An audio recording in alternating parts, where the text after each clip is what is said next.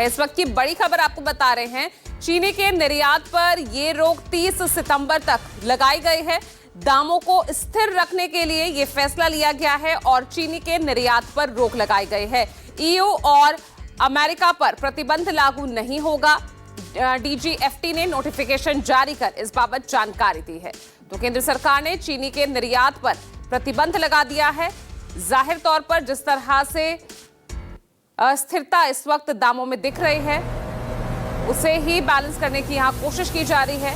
दामों को स्थिर रखने के लिए ही चीनी के निर्यात पर रोक लगाई गई है। 30 सितंबर तक ये रोक लगाई गई है।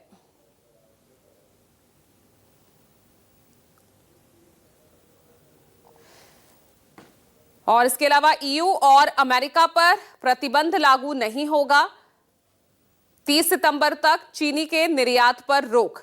डीजीएफटी ने नोटिफिकेशन जारी कर यह जानकारी दी है। तो इस वक्त की बड़ी खबर आपको बता रहे हैं, चीनी के निर्यात पर रोक। हालांकि ये रोक ईयू और अमेरिका पर लागू नहीं होगी और बाकी देशों पर यह रोक 30 सितंबर तक लगाई गई है। दामों को स्थिर रखने के लिए यह कदम उठाया गया है। तो केंद्र सरकार ने चीनी के निर्यात पर रोक लगा दी है और ये जो बड़ा कदम उठाया गया है, चीनी के दामों को स्थिर रखने के लिए ये फैसला लिया गया और चीनी के निर्यात पर रोक लगाई गई है। इस वक्त ये बड़ी खबर आपको बता रहे हैं, 30 सितंबर तक ये रोक जारी रहेगी। हालांकि ये भी क्लियर किया गया है कि ईयू और अमेरिका पर ये प्रतिबंध लागू नहीं होगा।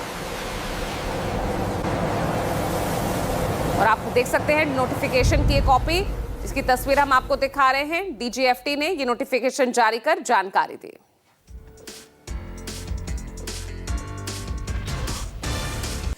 और देखिए, इस बीच एक बड़ी खबर सामने आ रही है। केंद्र सरकार ने चीनी के निर्यात पर प्रतिबंध लगा दिया है। चीनी के निर्यात पर 30 सितंबर तक रोक लगाई गई है। दामों को स्थिर रखने के लिए ये चीनी निर्यात पर रोक लगाई गई है।